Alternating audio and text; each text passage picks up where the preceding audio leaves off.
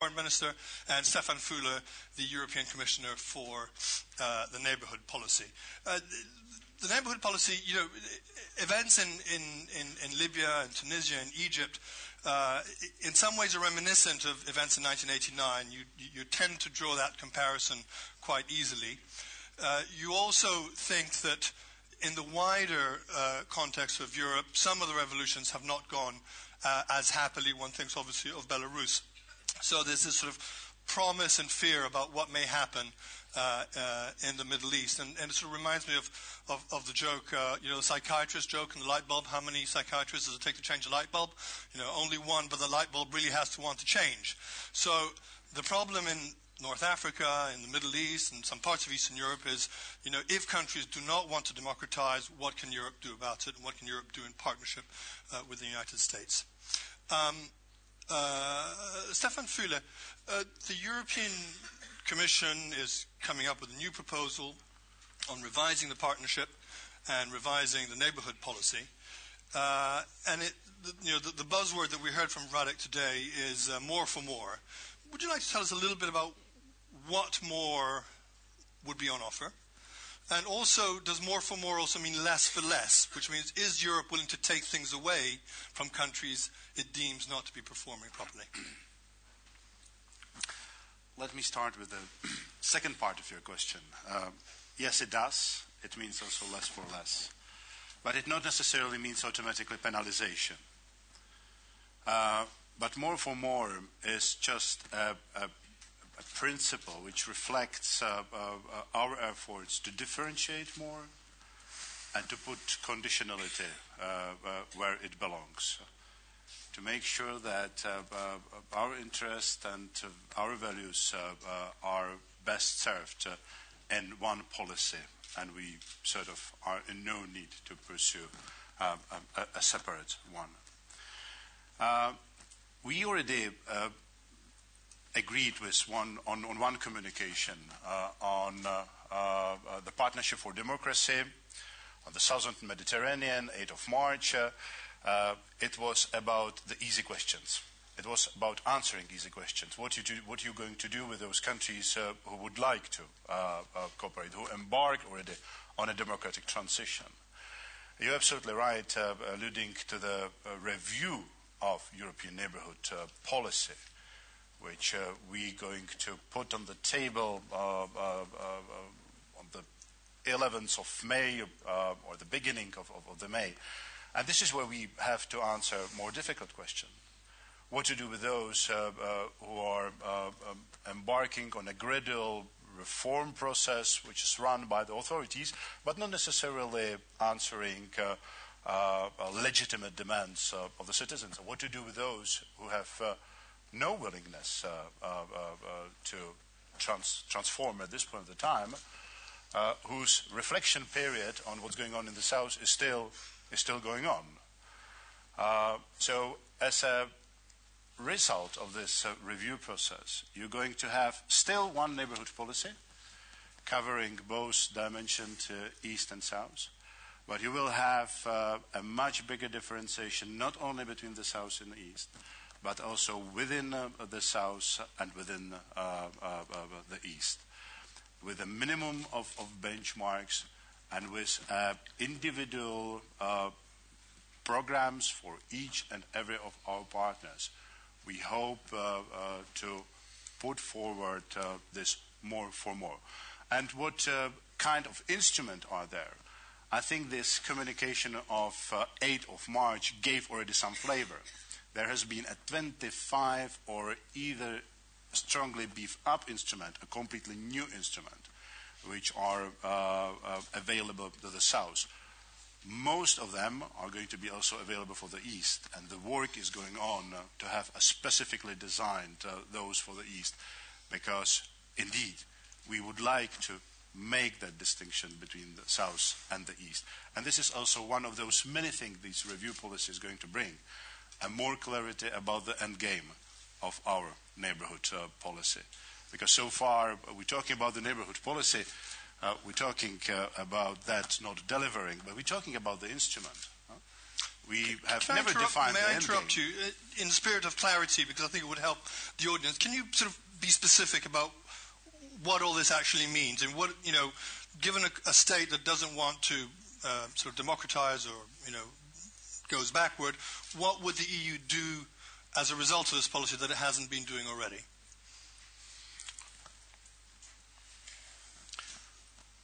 The first thing what the European neighborhood policy review process is going to do is to shift the relationship we're having with our partners from the EU authorities relationship to the EU civic society authorities, the citizens, whether it's South, where it has a particular role, but also as the East is concerned. I mean, I could talk about Belarus, where this is indeed an important challenge.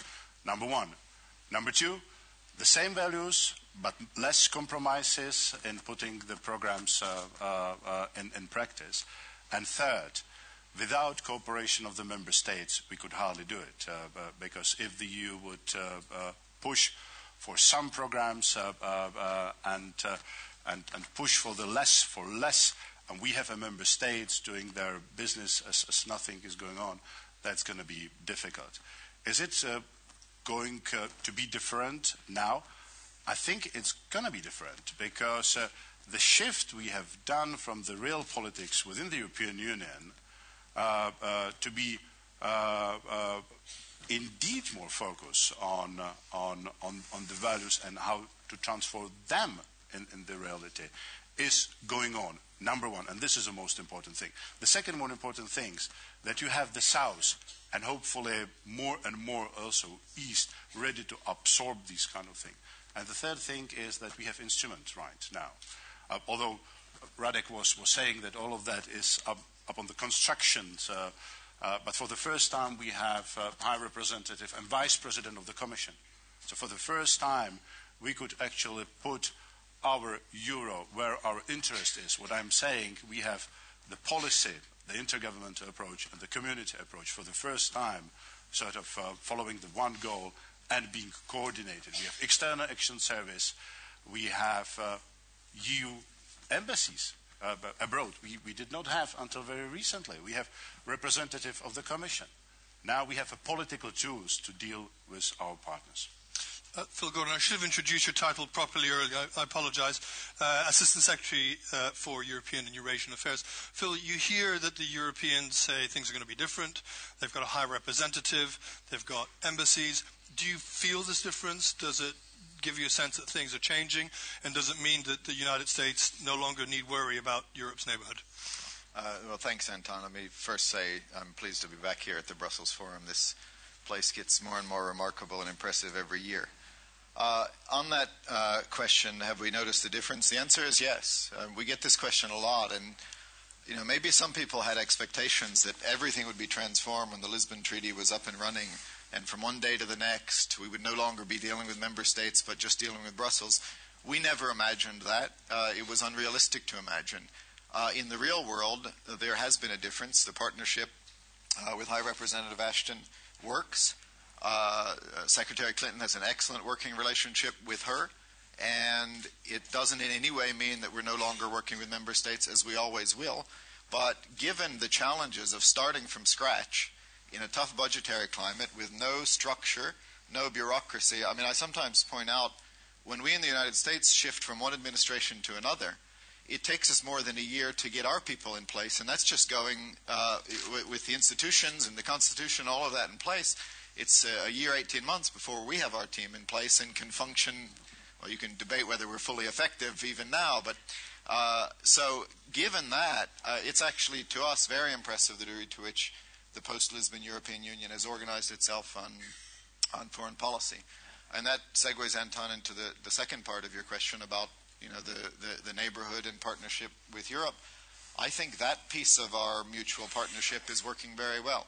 Our support for the goals and processes of the Eastern Partnership and the neighborhood policy. You mentioned Belarus in the first section here. That look at how the United States and the European Union together handled Belarus. We issued several joint statements, Clinton-Ashton, United States, European Union.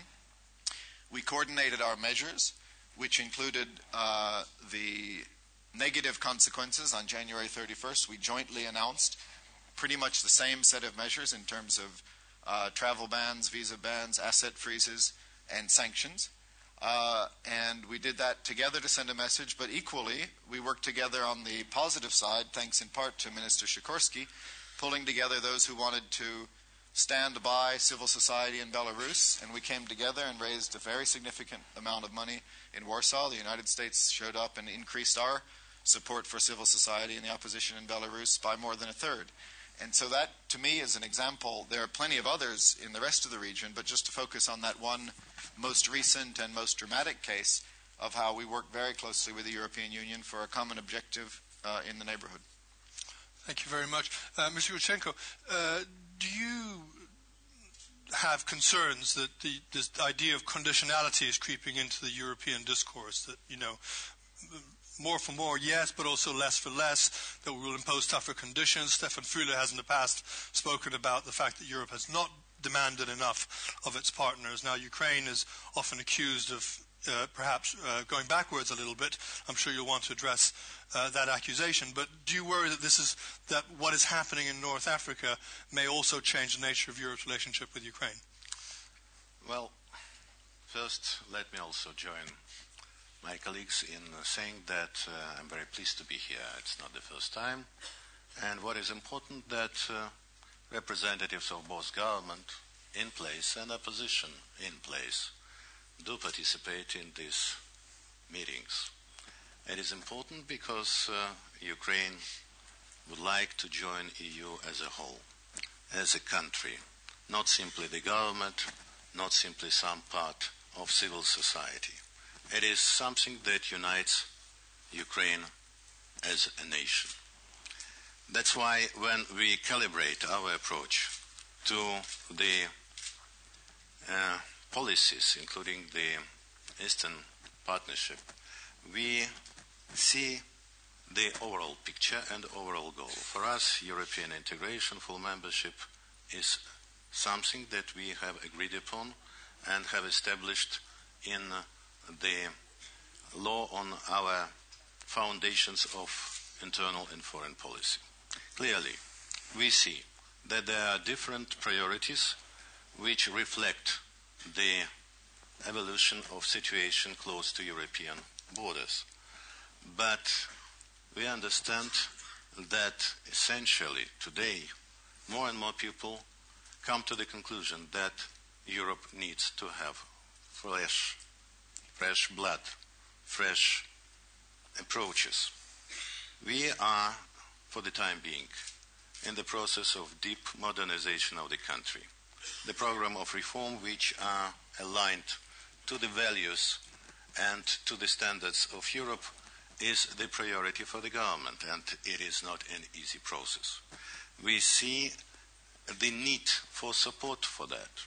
When the countries have the previous wave of enlargement started on that path and were accepted as potential candidates, approximately 30 years per inhabitant were given as support for the transformation process.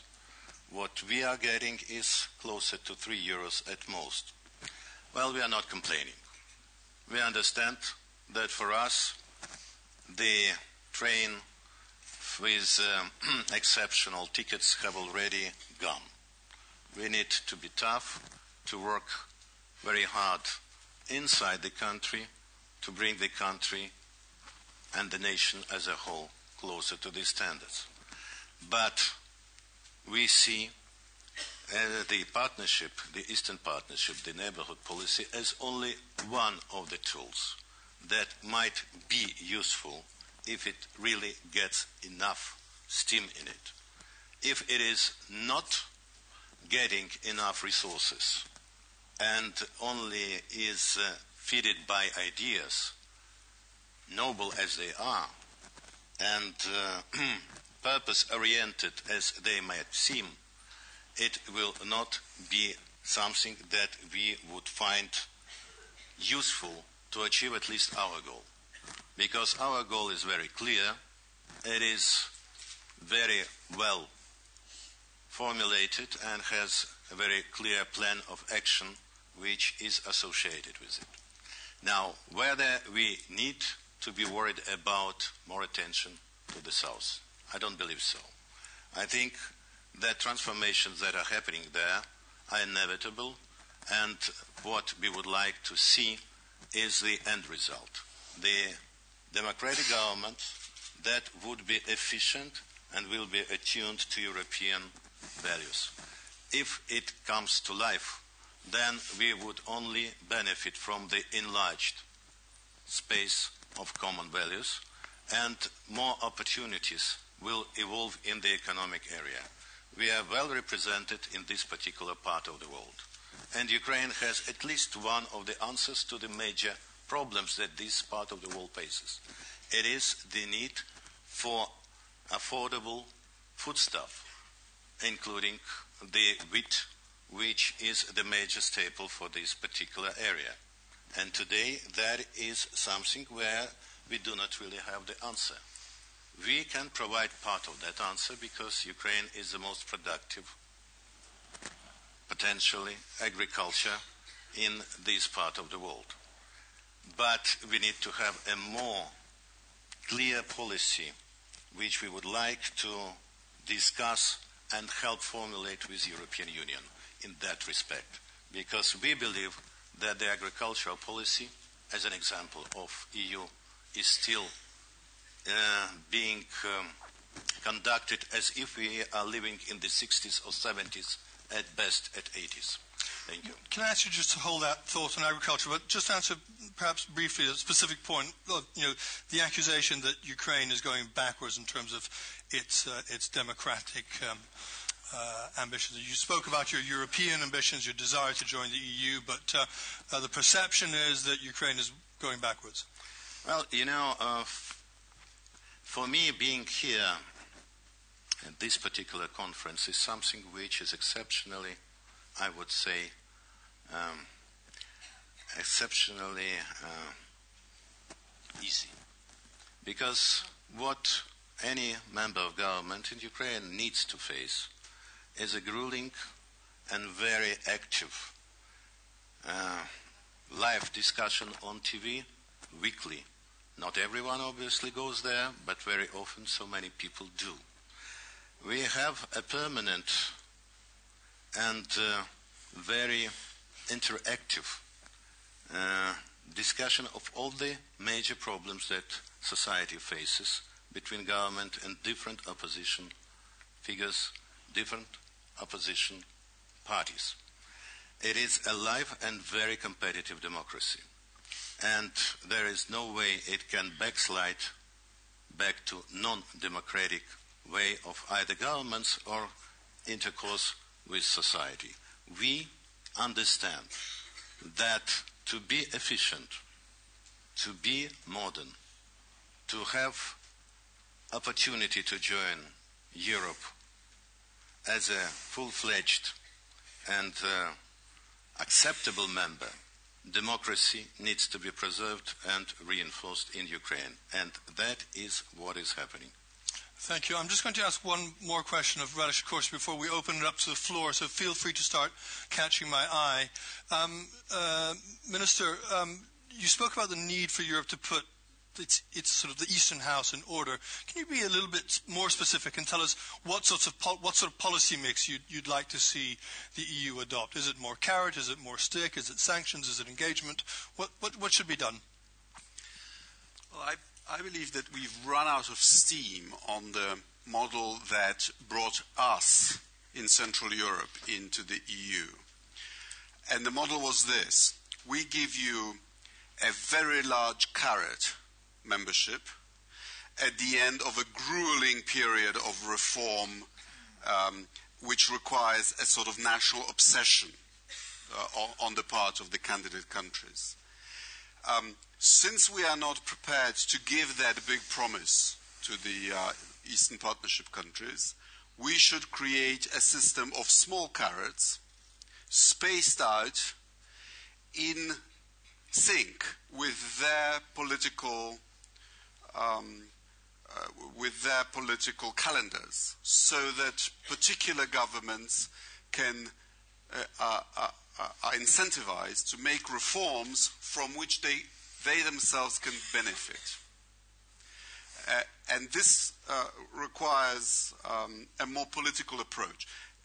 And this, I think, is my second recommendation, that in the entire neighborhood, we should become less legalistic and more political and more one-sided.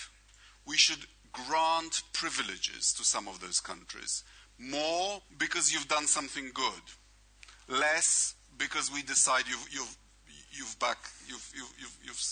you're backsliding. But that would be a change of approach on our part. Let me give you an example. We would like to do something for the Belarus civil society, right? For example, cheaper visas, Schengen visas. That requires us to negotiate a visa facilitation agreement with the regime. It's crazy. We should just grant that. I've done it with Polish national visas. Why can't we do it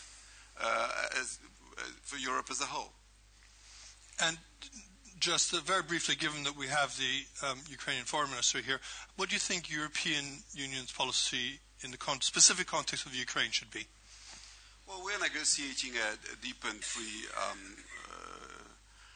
comprehensive trade agreement, and that's a good thing. But Ukraine knows very well that if it wants, and it has set itself the national goal of membership, they know that they won't make it unless we are all current members comfortable with their status as a democracy.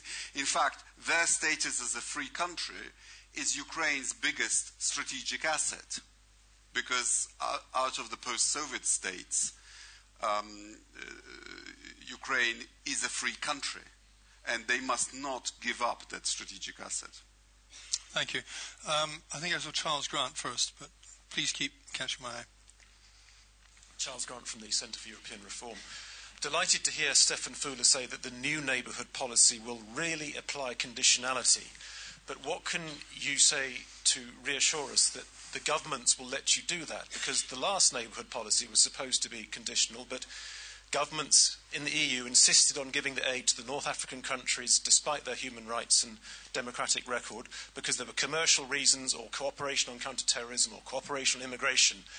So how this time, do you really mean it? Will the governments mean it? And finally, could not the External Action Service or the Commission try and develop some objective indicators for governance? You could publish them once a year, so that every year you publish these indicators, which make it much harder for the EU to actually give aid to a country that was locking up journalists or restricting media freedom. Thank you. Let's take one more here.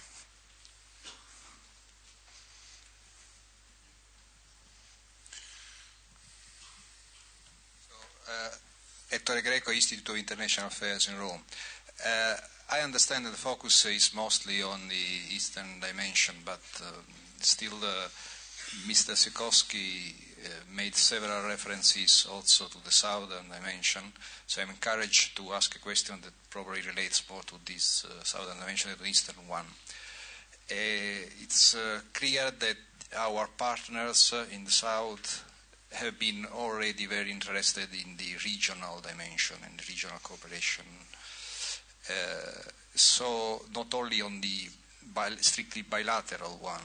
In fact, the European neighbourhood policy is mostly developed on a bilateral basis. So my question is, we have now still this Union for the Mediterranean. It's almost there. It's been a failure. But at the same time, we need another workable and effective regional framework of cooperation. The Union for the Mediterranean was essentially based on the assumption that the democracy promotion agenda should be sidelined. So we should reconsider this aspect.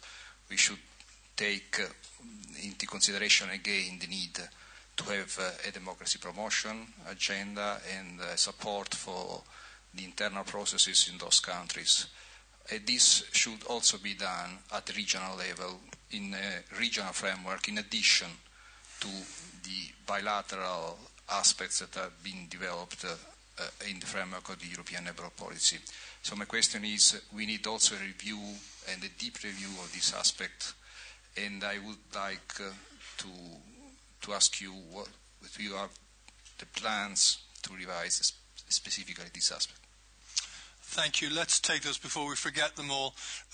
You had a question on whether the conditionality is serious this time. Should there be a scoreboard? You know, scoreboards are very popular now with the Euro macroeconomic surveillance. Do we need a scoreboard for democratic surveillance? And finally, a question on the Union for the Mediterranean. I think Stefan Fuele should probably start.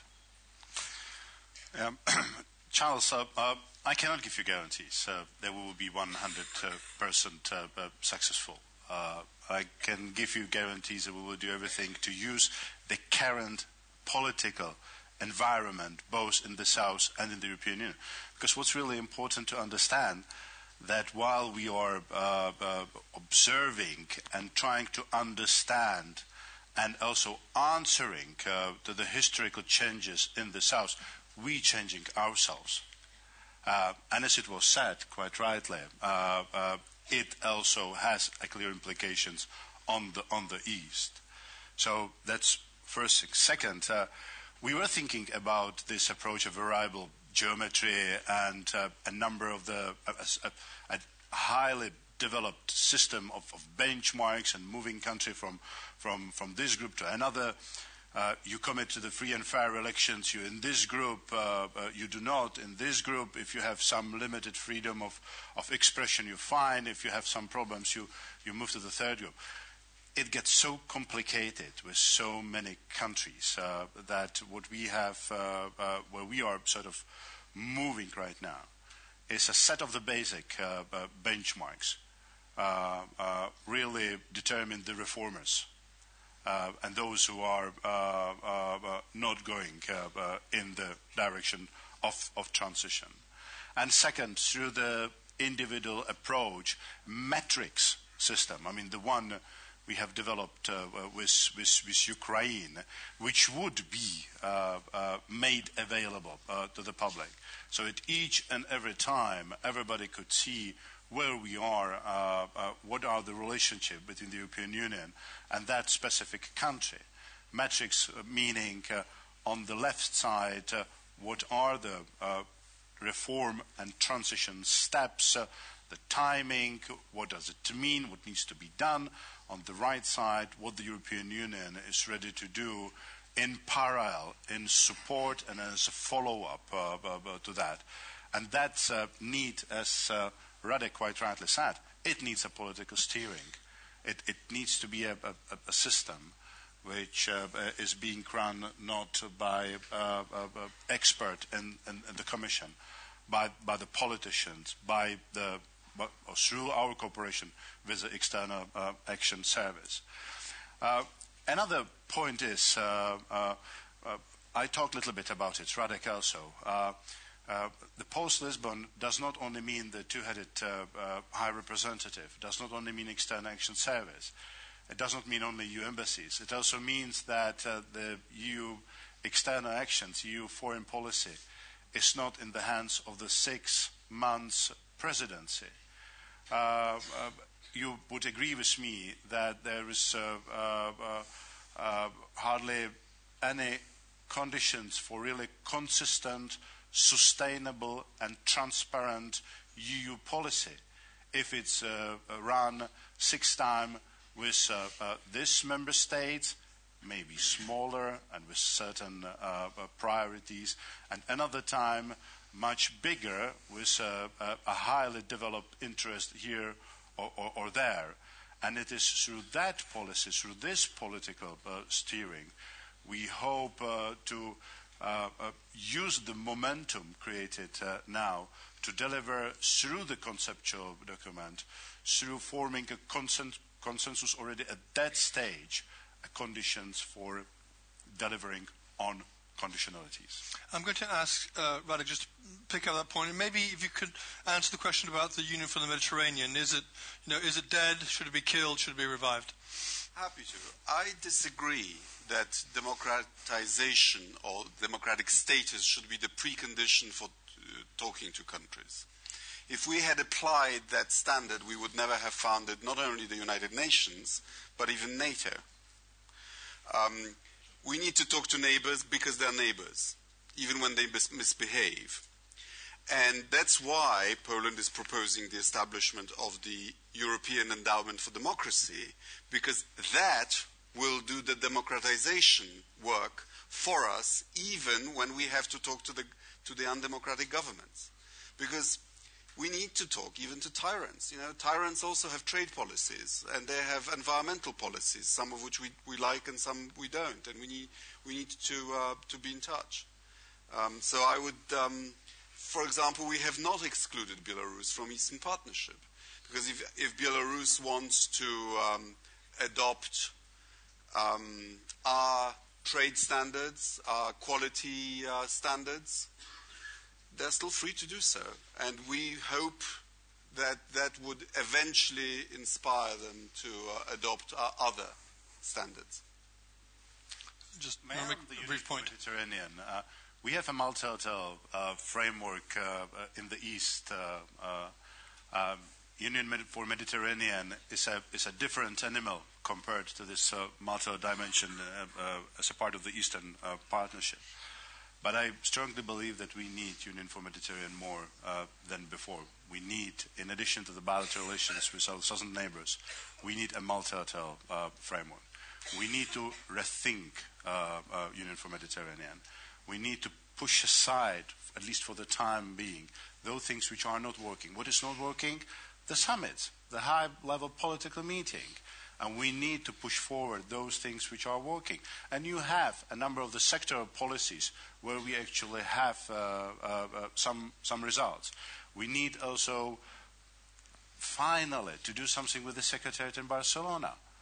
We have a number, dozens of smart people in Barcelona ready to work on the concrete projects delivering benefits to the people in the Mediterranean. We are still unable to agree on the guidelines for this project for months. And there is one more element. The Union for Mediterranean should not be the only regional framework. If you look at Maghreb, for example, if you look at the EU relationship with Maghreb countries, quite interestingly, these Maghreb countries, they prefer making a trade with us. But if you look at the trade among the Maghreb countries, minimalistic.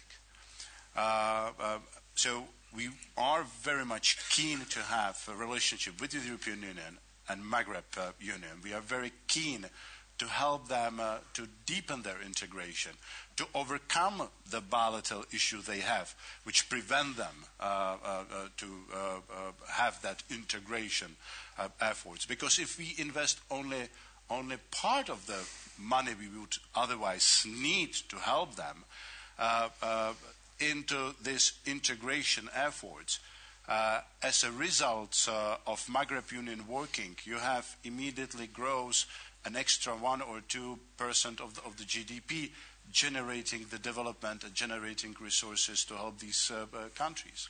Thank you very much. Let's go over to this side for a second. Thank you very much. A few weeks ago, Bratislava... Can I just interrupt you for a second? As you're all...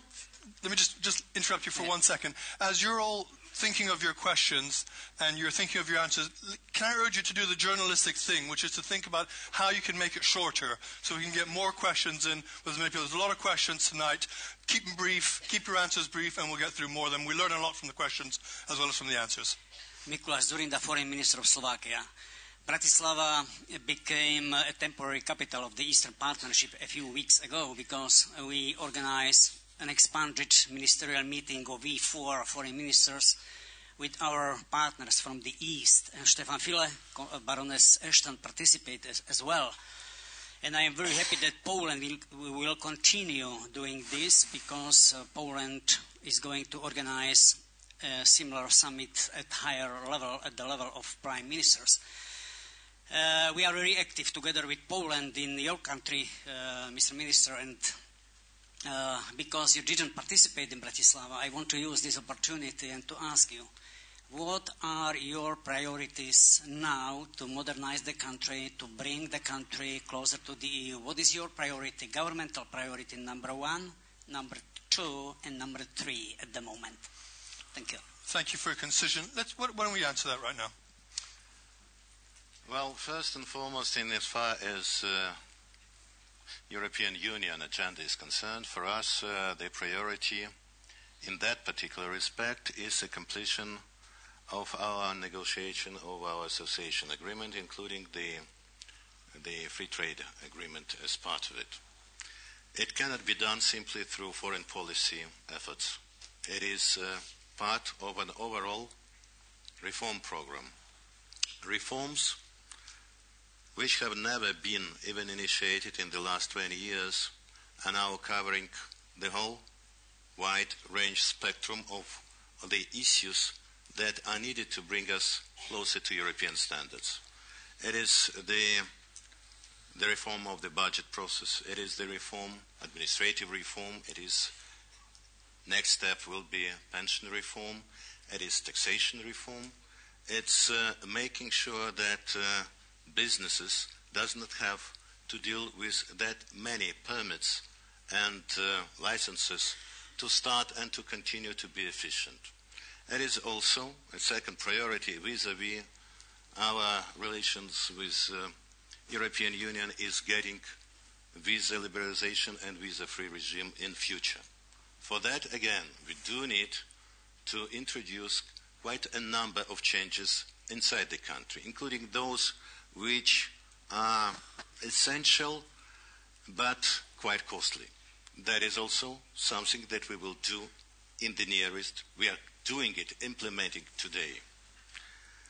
And what is even, I believe, more important is the ability of society to move closer to the tools, to the use of the tools of modern age, which is a very wide introduction of the modern technologies into communication between the government and the people and those who need services of the government. The whole idea is to limit the need for anyone to deal directly with a governmental functionary, if at all possible. I'm going to cut in there. Yeah. You were asked for 3 priorities. I've counted 5. So in the benefit of we spoke about the internet age. We're going to go to Twitter age here. 140 letters per question. Yes. Not words, letters. I'll try to do my best very shortly. My name is Natalia Kalada. I'm from Belarus Free Theater. I'm theater maker.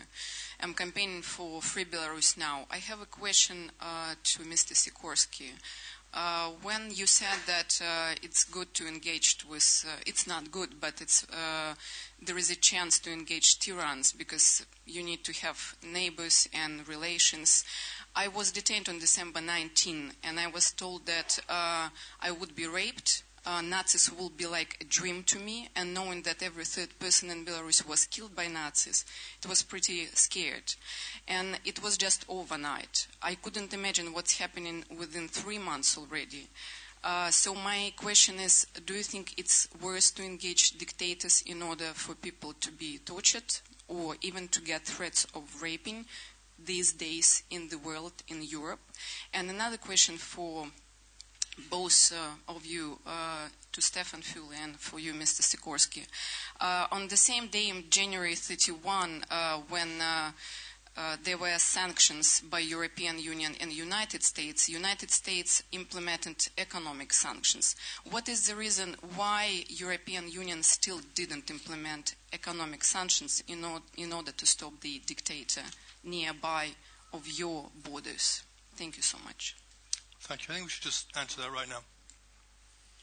Well, I think Stefan will confirm that I led the effort to impose sanctions on President Lukashenko and all those guilty for the repression. And as you know, just last week we extended the list of people on the visa ban list to include prosecutors and judges that are responsible for the kind of behavior that you're describing. So I hope you don't doubt our moral condemnation of what is happening in Belarus. You're going through what we suffered under martial law. But you should also know that when people in Poland now think about martial law, they object to two aspects of it. One, the repression, but secondly, that General Jaruzelski did not use the absolute power that he had at that time to prepare the country for future reforms, because he would not have been invaded by the Soviet Union had he introduced VAT reform. And so dictatorships are not just nasty, they are also dumb. And they are also usually centralistic and inefficient economically. I don't have any easy solutions for Belarus. We've had this problem for 16 years. We've tried everything. We've tried encouragement, we've tried the sanctions, and nothing works. Last year, President Lukashenko was declaring some slightly better behavior. And indeed, as the opposition leaders were telling us, the campaign was a little bit better. People were allowed to campaign on live TV, slightly bigger budgets. Everything was fine until the vote counting. Wasn't all fine, but it was a little bit better than before.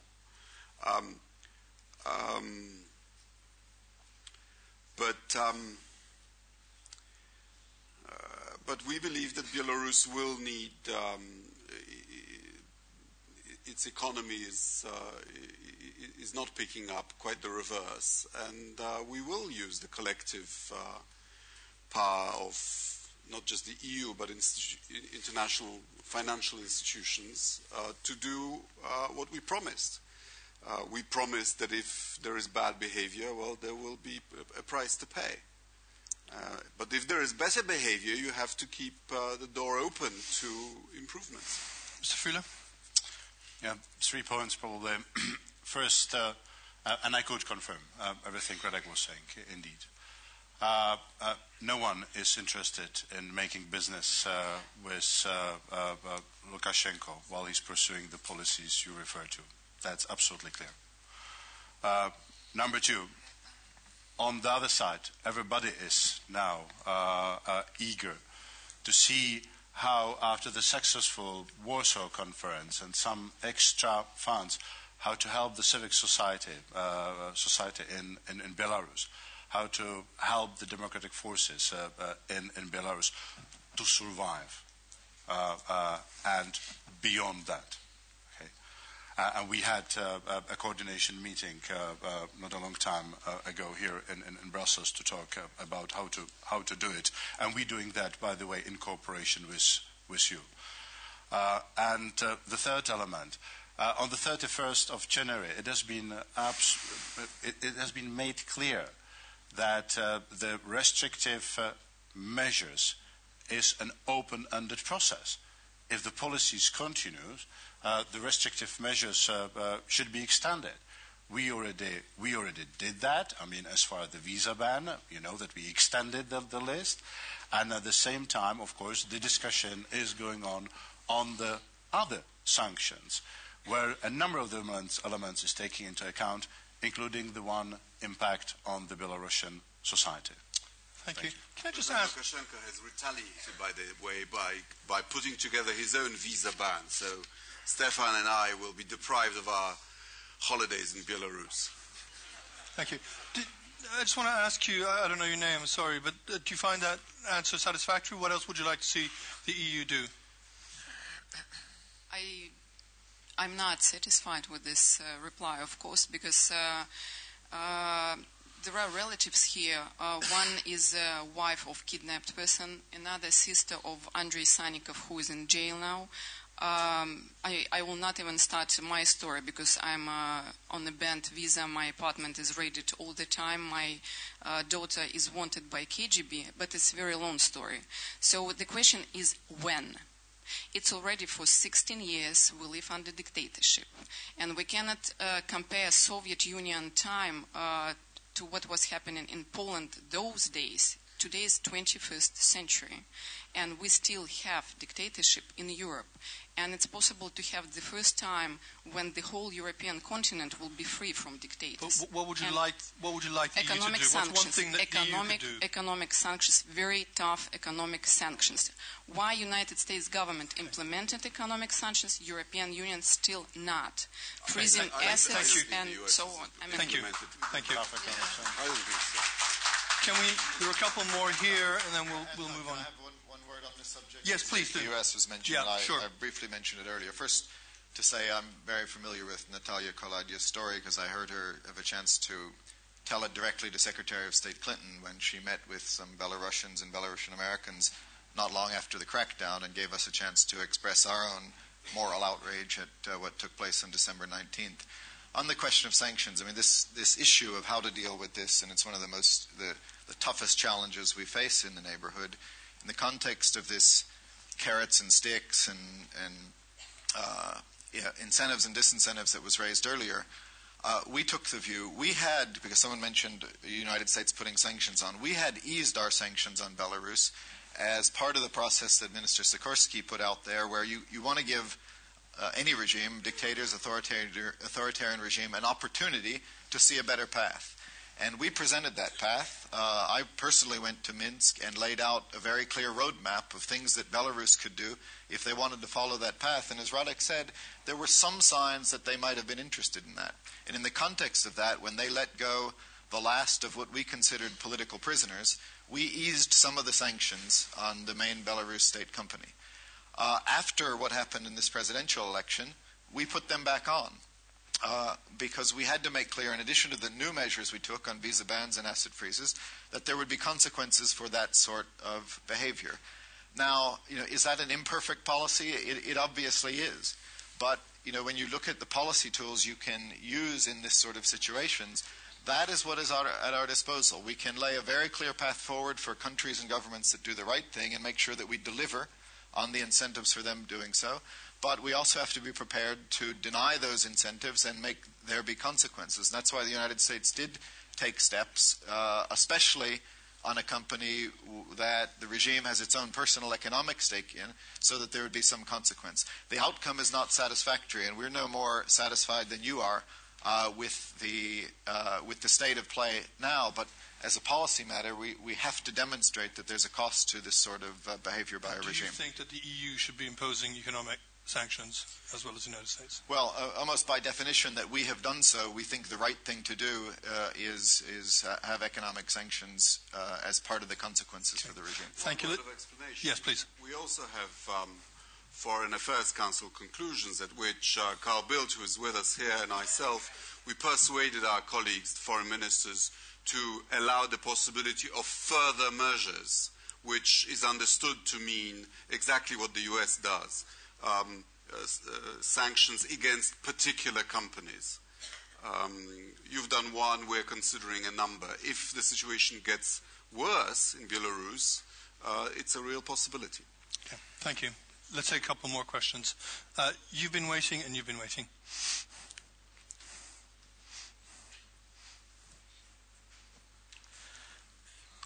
Oded Eran, the Institute for National Security Studies in Israel, and this is a question to Commissioner Fuele. Ever since the launching of the Barcelona process in 1995, aimed at the Mediterranean neighbors, and then the ENP in 2004, aimed at the eastern and the southern, and then the Union for the Mediterranean, there's been a sort of a gradual progress, but there are deficiencies in three major areas. One is the joint ownership. The feeling on the southern and probably on the eastern side is that that is more or less what the EU decides, whether it is in Paris or in Madrid or in Brussels, but it's not a joint ownership. The second area where there is a deficiency is the participation in the decision shaping. Of course, decision making is done by the members, and as Minister Sikorski said, there is no membership on the horizon for many of the neighbors, and this is understandable. But in the decision shaping, there is a possibility to make us partners.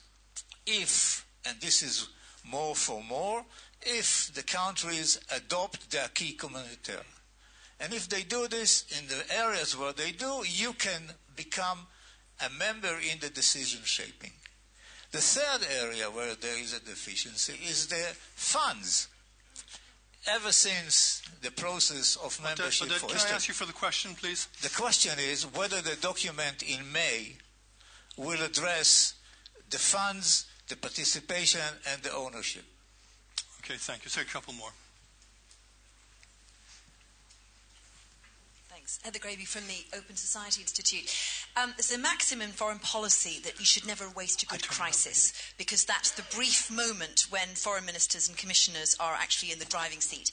But for neighbourhood policy, most of the things you need to deliver to make it work are in the hands of completely different political actors and domestic interests.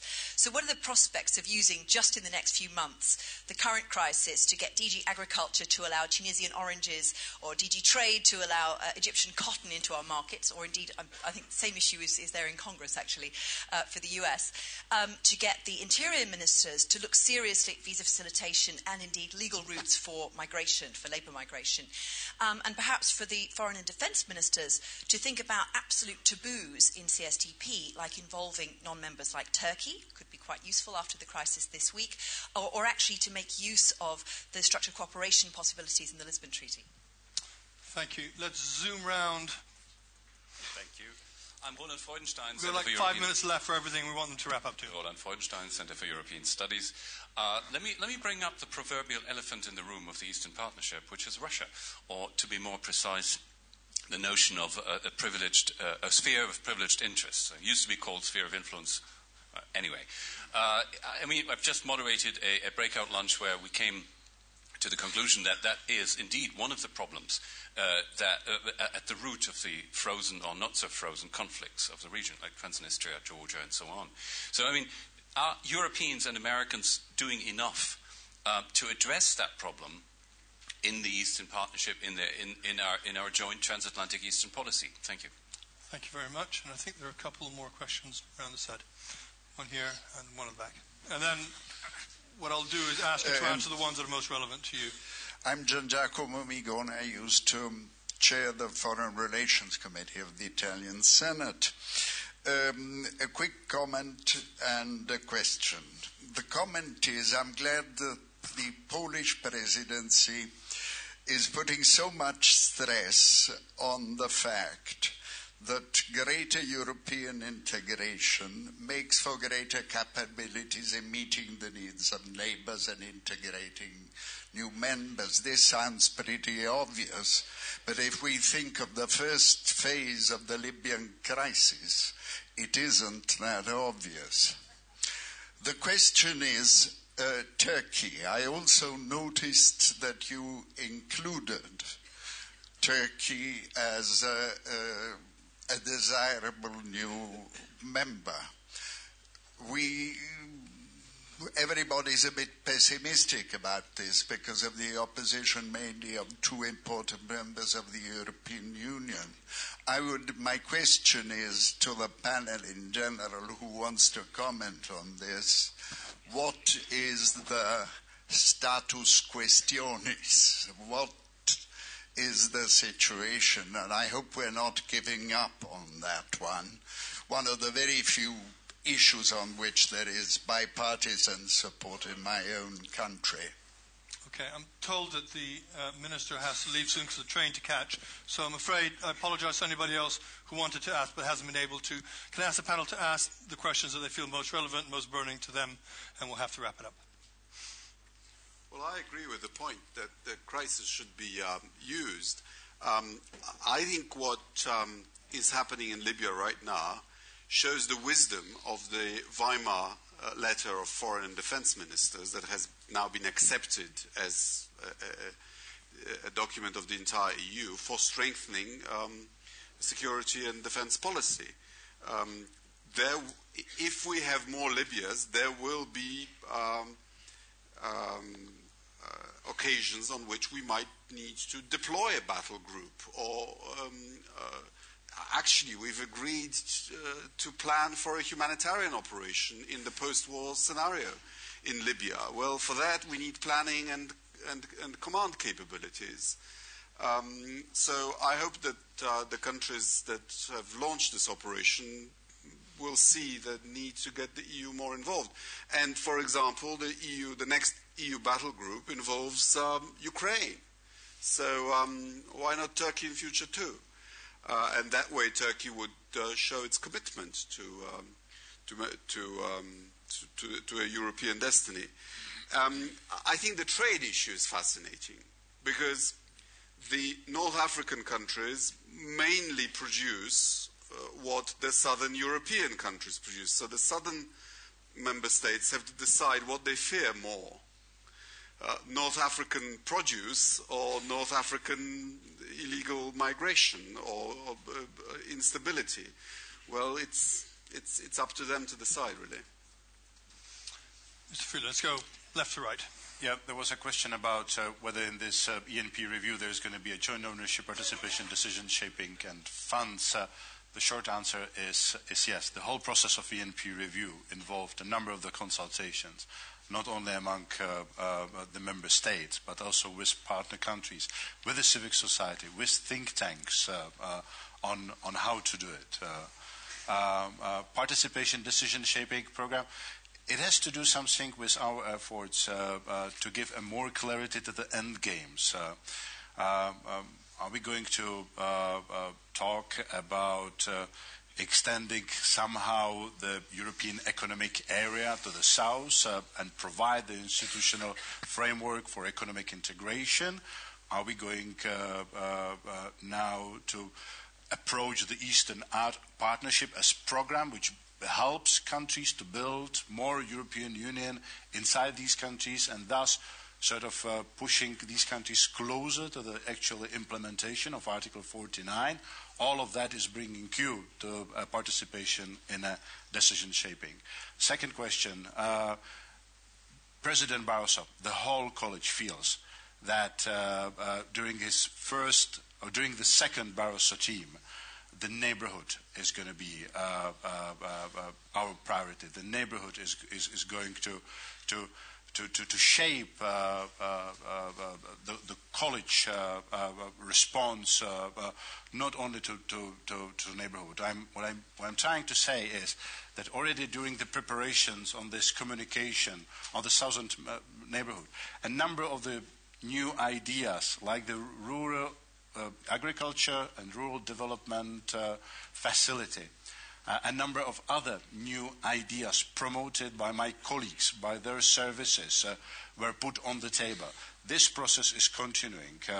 The contribution of the Commissioner to the ENP review are very substantial. Sometimes the Commissioner themselves are much more ambitious than their services, and this is how it should be probably. And we're going to see more in this ENP review. On Russia, first point, I think it's important talking to the neighbors of our neighbors. Also, this is also probably a new element we need to strengthen, but not over the heads of our neighbors. And second, protected conflict. One of our ambitions we shared with the High Representative is that after the Lisbon Treaty, the next logical step is that actually the European Union gradually will play a larger role in addressing these issues. First through the confidence-building measures, we're already doing that, and then also politically. Turkey membership, if I understood the question right, we're still on, but the frustration rising on both sides. Very crucial, the elections in June. Let's see what's going to happen after that. The white elephant in the room is implementation of additional protocol to Ankara Treaty and Cyprus issue. Hope still to open one chapter before the elections. A lot of to do on this one. Thank you very much. Concluding thought? Yes, very shortly maybe. not directly linked to any specific question, but the importance of something Radek mentioned, solidarity. The Libyan crisis clearly showed that the need for solidarity is here. And when we have sent, we are not the richest country in Europe, our own airplanes to bring our people, our citizens back home, we were taking the EU citizens, and sometimes in a very high proportion to those we were bringing out home of ours. Today we have the large ambition ship close to the coast of Libya, and it's ready to be part of international humanitarian mission. It is an asset that we will use for our own purposes, but it is also open and usable for all those who will be in need for that. We see solidarity as the important tool to promote all European values, and Ukraine, for once, is part of that overall solidarity need process. Okay. Thank you. Phil, last word. I'll be brief and limit myself to one question in the interest of U.S.-Ukrainian relations. I don't want Konstantin to miss his train. Roland Freudenstein asked about what you called the elephant in the room, which is Russia. I'm not sure where this discussion is concerned that's right. Just as we're highly dissatisfied with the status quo in Belarus, we're also frustrated with the status of a number of frozen conflicts. It's not for the lack of engagement, whether it's Georgia, Russia, Nagorno-Karabakh, or Moldova. We have been intensely engaged because what you implied is that we haven't made progress. But what I want to be clear about is that nor our interest in engaging Russia is standing in the way of our efforts to deal with the questions that we have been discussing on this panel today. We, the United States, the Obama administration, has made very clear what our agenda is with Russia and the interest in improving relationship, but we've also made clear that it doesn't in any way stand in the way of our outreach to the countries in between Russia and the European Union, and that there are no, to use your phrase, spheres of influence in Europe. And I think when you look at what we've done across the board in Northern Europe, Central Europe, and the Caucasus, we've absolutely stood by that principle. So if there's a lack of progress or we haven't achieved all of our goals in the neighborhood, it's not in any way because of how we're approaching Russia. I am hugely grateful to our panel, to the questioners, and to everybody here. Would you please join me in giving our panel a huge round of applause? Thank you. Thank you. That was a really great session. Now we'll go down to the networking dinner. Don't forget to set your clocks ahead tonight. Enjoy the dinner, and we'll see you at